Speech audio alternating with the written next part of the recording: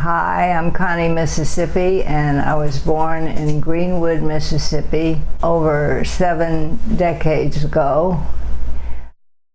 Connie Mississippi is known for the powerful and graceful turned wood sculptures that position her among the important artists to emerge through the contemporary wood-turning movement. But her work has always been informed by deep streams of spiritual inquiry, giving a ballast of meaning to her abstract and semi-abstract forms. Mississippi began as a painter, and she's returned to painting, making images that embody more explicit forms and symbolism. This exhibit, Connie Mississippi, Circle of Time, is an unusual form of retrospective, bringing together for the first time examples of her notable wood-turned sculptures with paintings, newer sculptures, and original artist books that illuminate her more well-known work.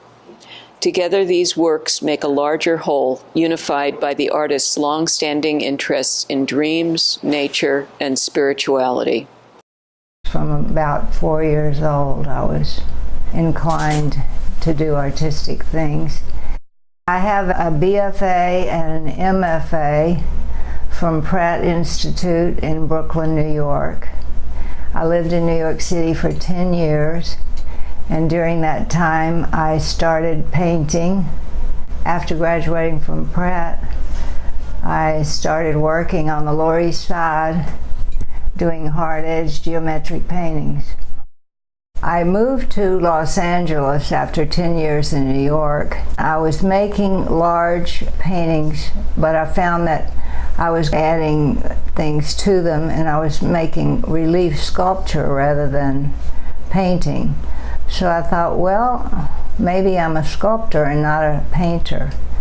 So I found a man at an art fair. I just happened to hear him say that he teaches people how to turn on the lathe.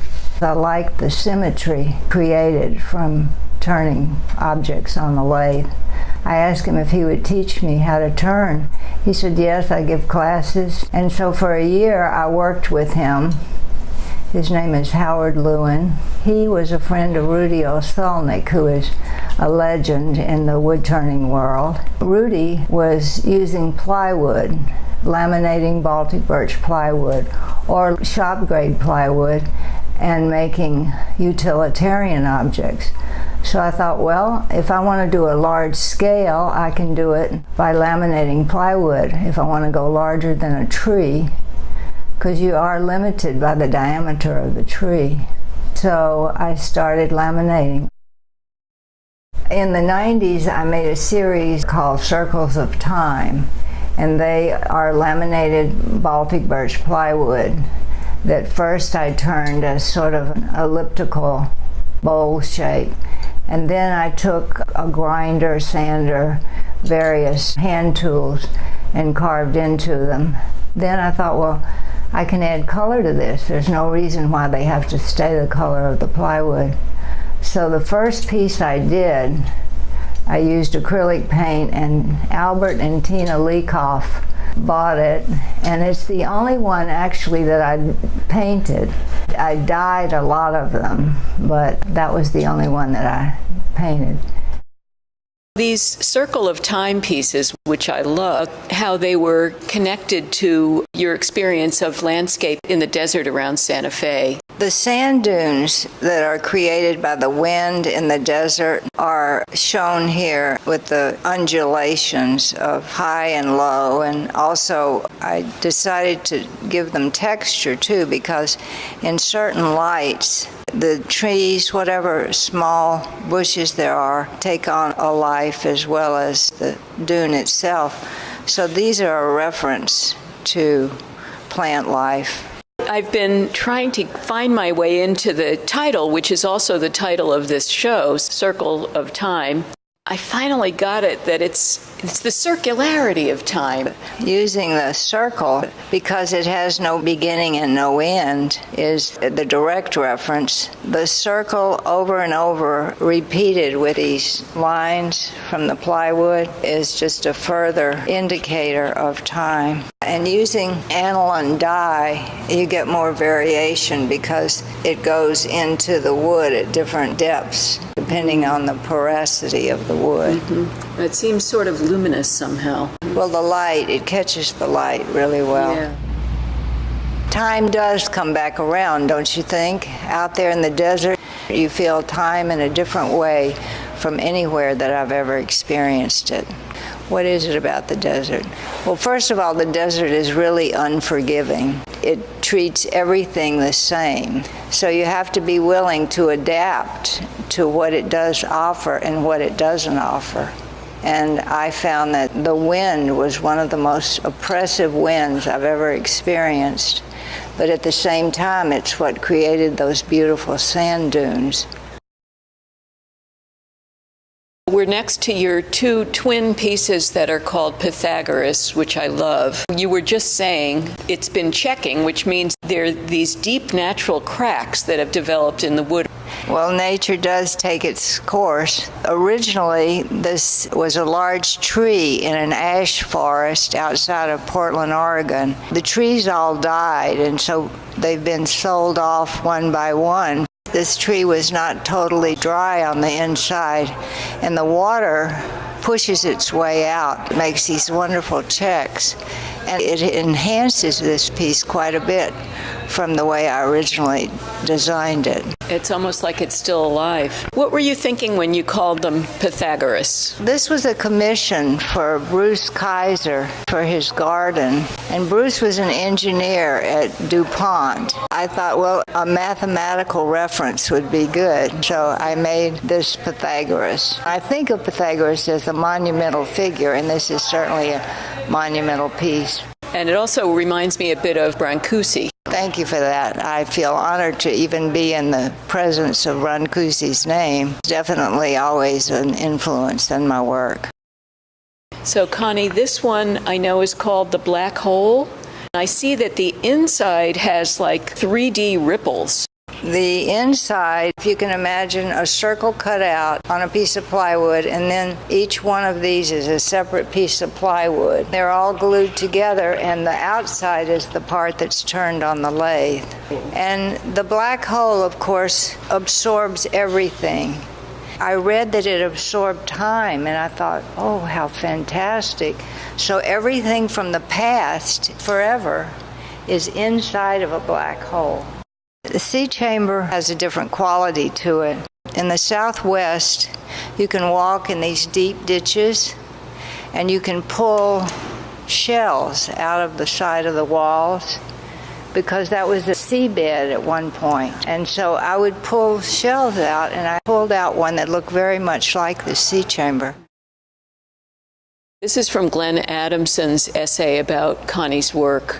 Both the black hole and sea chamber play on the idea of the hollow vessel and imaginatively connect that common format to unexpected reference, one in deep space, the other in the deep sea. And so now we can add that they both reference deep time. Kabbalah is Jewish mysticism. It's a 13th century practice, continually in existence up until the present time. Connie's paintings are part of the expression of her longtime study of Kabbalah, and each one of those paintings is organized to show the principle of the four worlds. The four worlds in the Tree of Life, which is an essential element in Kabbalah, are the physical world, the psychological world, the spiritual world, and the divine world. And if you look at those paintings, they all are divided into four sections. And across the top is an elliptical shape that I used to see in the late afternoon out my window in Santa Fe, New Mexico. This cloud would come up every afternoon, more or less the same size, but different colors. And that, to me, was a sign of the divinity. So All of those paintings have that divine world at the top. I did a series of 10 paintings of the four worlds. Then you also had other symbols that you've created that appear in different ways in these paintings. The net here is called Indra's net, and Indra was a Hindu god. He had a kingdom, and over his kingdom he had spread this beautiful bejeweled net, and every time any aspect of that net was touched, any kind of movement affected all the other aspects. I think that's the way life is. What we're doing here right now is affecting all kinds of things all over the world, for better or worse, so it is an inspiration to want to be better and to do better. I love how you've taken from your study of different world religions things that resonated with you and kept them close. Yes. It's not just Hindu, it's not just Kabbalah. The X's are my representation of angels. In Kabbalah, they talk about how angels are sent down to protect each and every one of us, and they have a specific job to do, and when the job is completed, they return back to the divine. So angels are beings from the deity, and I actually feel like the angels are protecting me, and oftentimes I'll see somebody else who's being protected by the angel, but they don't know it. Do I get an angel? You definitely have an angel. Thank you, God bless you. You have one right up here on your shoulder, right here. This is a manifestation of my imagination as to what an angel would look like in the three-dimensional world. I made several versions of this, one quite large, but it was too big to transport here.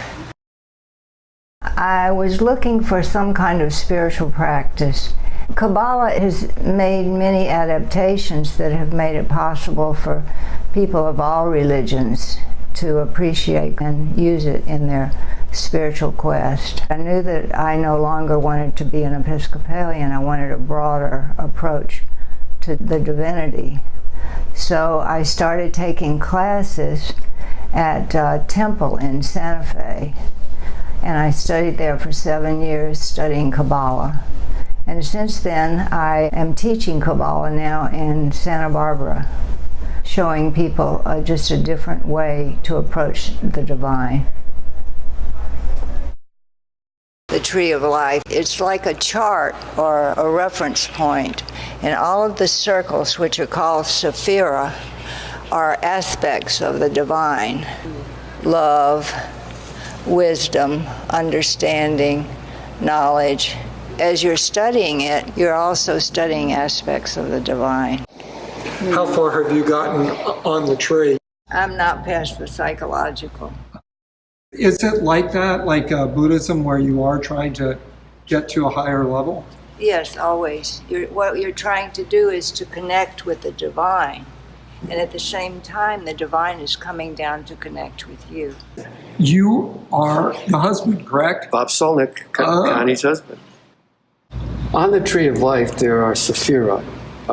Connie's got them here, and that's kind of what the Tree of Life is. And as you learn to use it, you work up and down the sephira. Well, dot is usually invisible or depicted as a black circle. It's the sphere of knowledge, and that's what this piece is. It's the hidden knowledge. That's one of my favorites.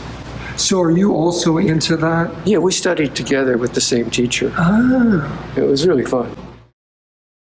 I've always been interested in dreams, particularly my own dreams, and for years I would write them down. I'd put paper and pencil by the bed, and as soon as I woke up I would immediately write them down, otherwise they'd leave. When I was living in Santa Fe, there was a woman, a Jungian analyst, teaching a dream workshop. We would bring in a dream, we'd discuss it, and then we'd go home and paint it. And I did that for several years, and I still do it, although I'm not in the class any longer. I find it very meaningful in my life to see what my unconscious is saying. Do you interpret your own dreams? I do. And sometimes I'll discuss them with people or my therapist. As I learn more about the dream, I may enhance the painting. In fact, I had a beautiful dream this morning, just before I woke. I'm in a hotel. I get up, I get dressed, I go downstairs, and in front of the hotel is this beautiful, shiny, white Mustang convertible that was mine, and that's the dream. So I think it's also the show.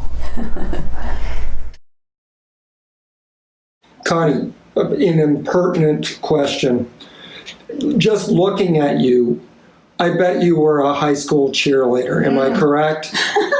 You are correct. I bet you were much sought after by boys in your high school class. Am I correct? wasn't sought after by boys, but I was a high school cheerleader. What was that like, and did that affect you becoming an artist at all?